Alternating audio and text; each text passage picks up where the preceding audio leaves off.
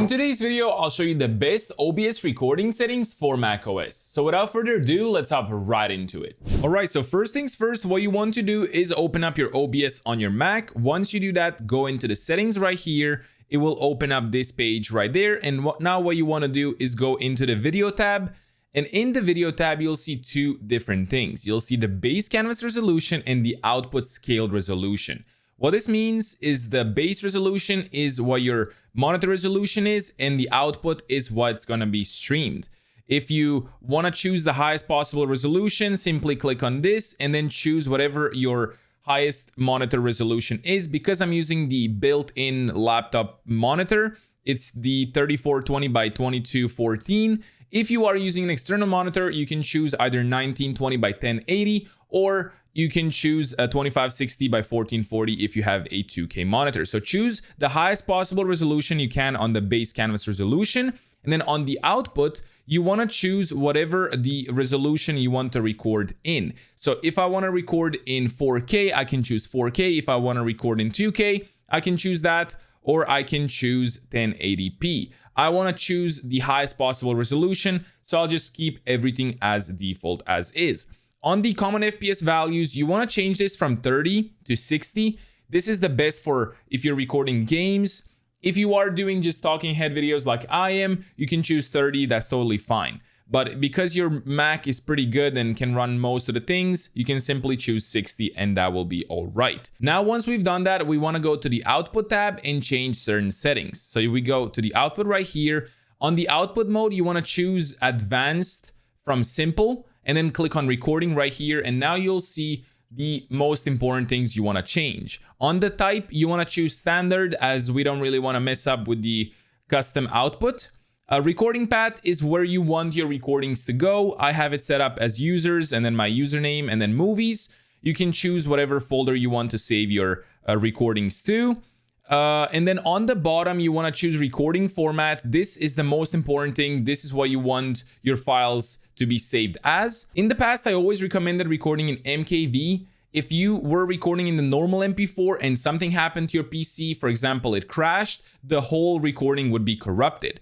And then now they added this new thing called hybrid MP4, which basically is MKV on drugs. So if you record in hybrid MP4, whatever happens, your file will basically not be corrupted if anything happens. It will stop the recording there and everything from before will stay as is. So highly recommend hybrid MP4. If you haven't already said that, it's way better than the normal MP4. Under video encoder, you want to change it from X264 to something like HEVC or H264. X264 is a CPU encoder, and that's the worst possible encoder you can use. It will always lag and it will always bottleneck. Before, we only had the H264, and now with the recent OBS updates, we finally received the HEVC hardware encoder, which is the setting you want to change to. You always want to choose the hardware encoder because the software encoder will not use all of your Mac resources, and that way you will get the best possible recording with no lag. So choose HEVC hardware encoder right here. Under audio encoder, you don't want to change anything.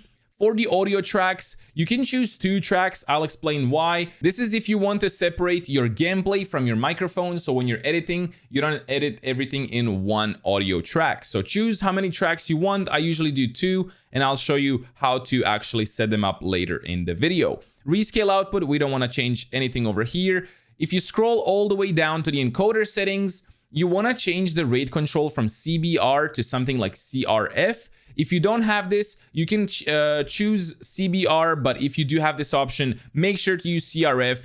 And then on the quality, you want to choose from 50 to 60 for the best possible file size while keeping the recording looking really good. If you don't really care about the file size, you can go higher than 60, something to like 70, but I don't recommend anything over that as it will generate huge file sizes. So if you go to the left, it will be worse quality, and if you go to the right, it will be better quality, but you are sacrificing your file sizes. So choose something from 50 to 60. I found that to be the sweet spot. For the keyframe interval, you want to choose 2 seconds. That's the default, I believe. Profile, you can keep main. You want to disable use B-frames, as that doesn't really do well if you're playing games. Trust me, the quality will be way better if you disable this. And then for the spatial AQ, you want to keep it as automatic. That's basically everything you want to choose on the recording settings. If you want to go to the audio settings over here, you want to change the audio bitrate to the highest possible, which is 320 for all the tracks you are using. Because we're using 2 tracks, we want to change these 2.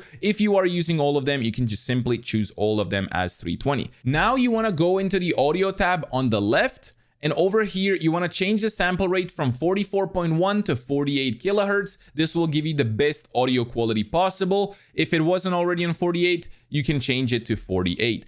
On the global audio devices, you want to choose your actual devices that you want to record. For example, your desktop audio, which is your speakers or your headphones. And then for your microphone, you want to choose your microphone because nothing is plugged into this laptop. I can't really change that, but make sure to choose the devices right over here. Otherwise, it will not record any audio. You click OK, and now we're done with these settings right here. Now, because we chose 2 audio tracks, like I was saying before, to split up the gameplay from the microphone, you want to click on the cogwheel under the audio mixer for the advanced audio properties. And here you will see all the audio devices you set up in the previous step. Because I didn't choose anything and I only have my normal microphone, I will only see this.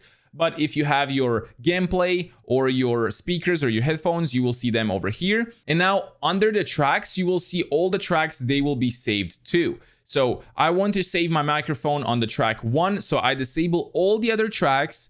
And then on the, for example, speakers or headphones, I only want to choose track 2. So my microphone will be saved to track 1 while the gameplay will be saved to track 2. If I don't choose that and everything is saved to all the tracks, then everything will be meshed together, and if you're editing, it will be hell. And that's basically it. Those are the best OBS recording settings for macOS. If you guys did like this video, make sure to drop a like and subscribe. YouTube thinks this video will be perfect for you, so check it out. Anyway, I'll see you in the next one. Peace.